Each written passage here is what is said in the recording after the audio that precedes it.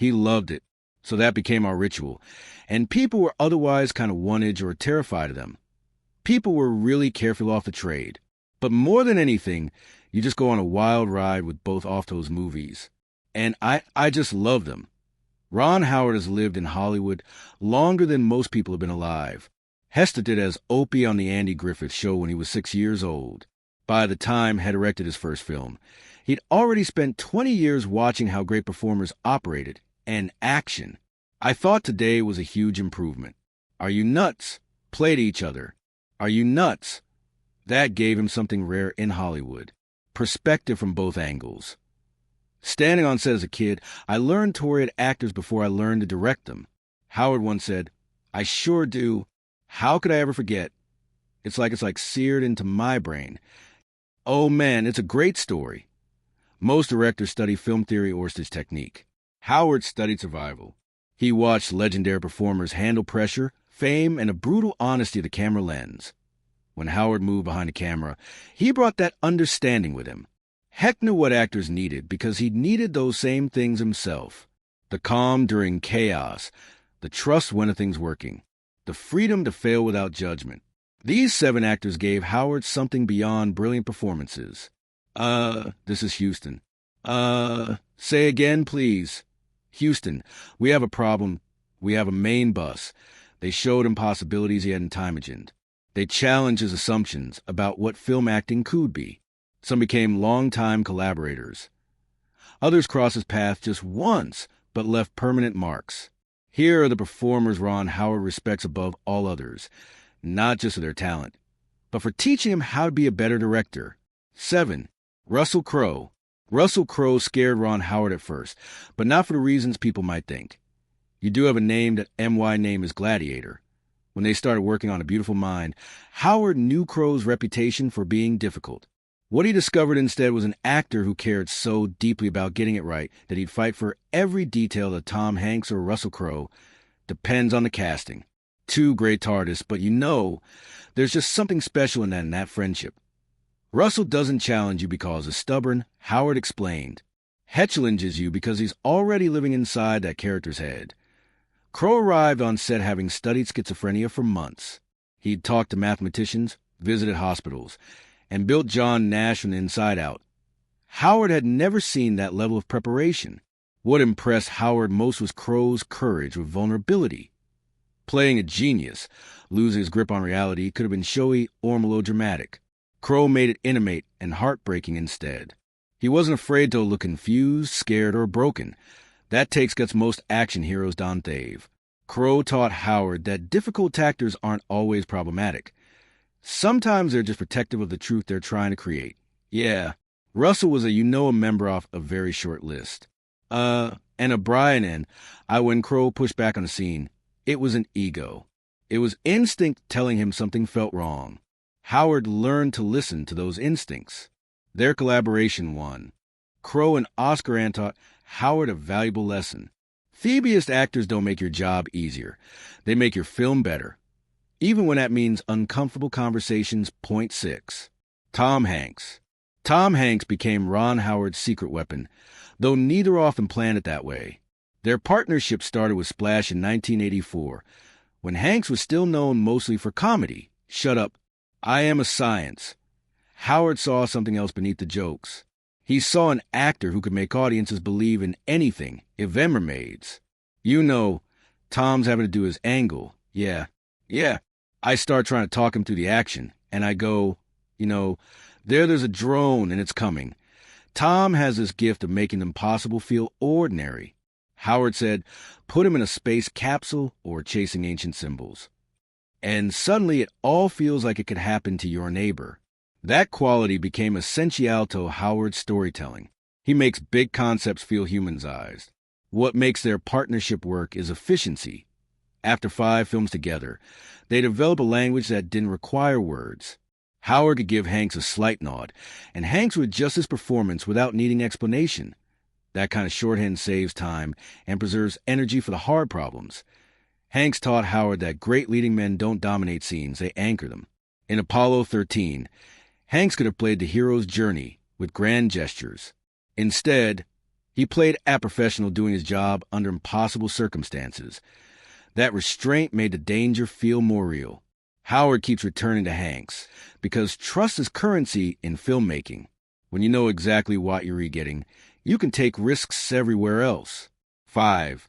Michael Keaton. Michael Keaton showed Ron Howard what happens when you let chaos into the system and trust it to create something beautiful. Their first collaboration on Night Shift proved that Keaton operated on a different frequency than most actors. I don't know what that means, point 2. Okay, 2. And Sean, of course, he'd take a simple scene and find 17 different ways to make it interesting. Michael doesn't follow the script like AMAP. Howard observed. He treats it like Kia's suggestion, and then finds shortcuts nobody else would think to take.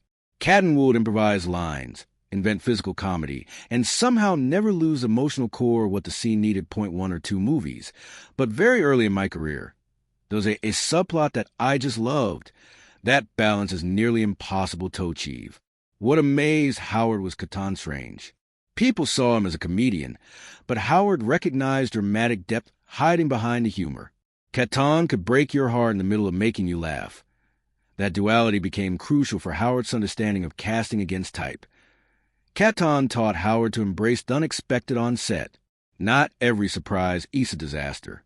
Sometimes an actor goes off script and discovers something better than what was written. The director's job isn't to control that energy. It STO recognize when lightning strikes and capture it. Howard learned from Keaton that the wildest choices often lead to the most honest moments. Point 4 at Ed Harris. Ed Harris taught Ron Howard that some actors approach their work like engineers solving complex problems. Beginnings of brain asphyxia.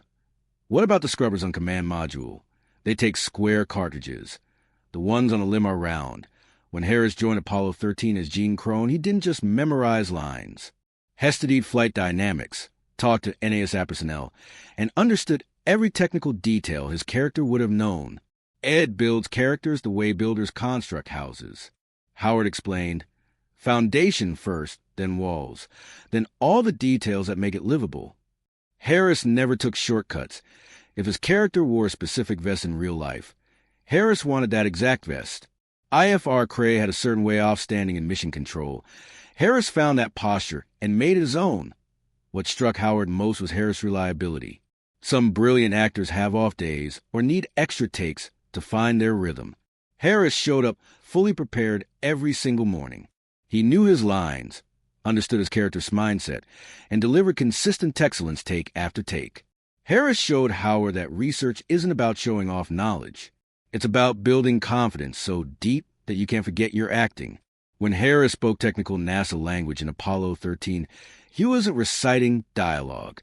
He was communicating as someone who genuinely understood those systems. Howard learned from Harris that preparation creates freedom, not limitation. Point 3. Denzel Washington. Denzel Washington taught Ron Howard something profound without them ever working together extensively. God, I'm sorry, Mr. Whitaker. I couldn't hear you. What did Howard watch Washington's career from a director's chair of other projects, studying how some actors command respect simply by existing in a scene. Washington doesn't grab attention. Attention finds him naturally. Denzel has this quality that can't be taught or faked. Howard said when he enters a frame, everyone else instinctively understands a hierarchy, not because it demands it, but because he earns it with every choice he makes. Howard noticed that Washington never wastes energy proving himself. He simply inhabits his roles with such authority that doubt becomes impossible. What fascinated Howard was Washington's ability to balance strength with tenderness. In films like Glory and Malcolm X, Washington could deliver fierce intensity in one scene and quiet vulnerability in the next. Both felt equally authentic. That emotional range without visible effort impressed Howard deeply. Washington showed Howard what true screen presence looks like. It's not about being the loudest or most dramatic. It's about making every moment count. Every line land with purpose. Even Washington's silences communicate volumes. Howard learned from watching Washington that some actors don't need direction because they've already found the truth before cameras roll. 2. Daniel Bruhl. Daniel Bruhl surprised Ron Howard in ways he didn't expect. When casting Rush, Howard needed someone to play Niki Lauda, the Austrian Formula One driver known for brutal honesty and technical genius. Brühl transformed so completely that Howard sometimes forgot it was directing an actor. Daniel didn't just study L.A.'s mannerisms. Howard recalled. He absorbed the man's entire psychology, his accent, his brutally illogical way of seeing the world. Brühl spent months researching, watching race footage, and understanding what made Ella tick. By the time filming began, Law himself said Brühl had captured him perfectly. What impressed Howard most was Brühl's fearlessness with unlikable qualities. L.A. wasn't warm or charming. He was cold, calculating, and sometimes cruel in his honesty. Brühl didn't soften those edges to make the character more appealing. He trusted that truth would be more interesting than likability.